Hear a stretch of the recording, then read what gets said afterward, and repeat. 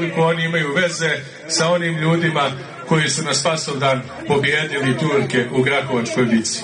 I to treba uvijek da vam bude pred očima, da su oni neznaveni, da njima jednostavno nije otvoren put ka istini i da onda jednostavno liče više na tuđina nego na sebe. Što je Njegoš govorio, zarobili su sebe u tuđina.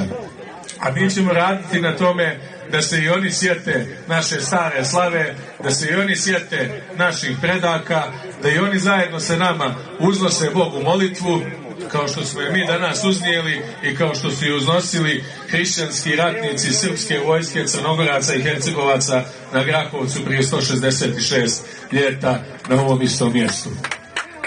Bićemo strpljivi, čekat ćemo uvijek otvorenog srca i otvorenih ruku sa pitanjem jesmo li braća.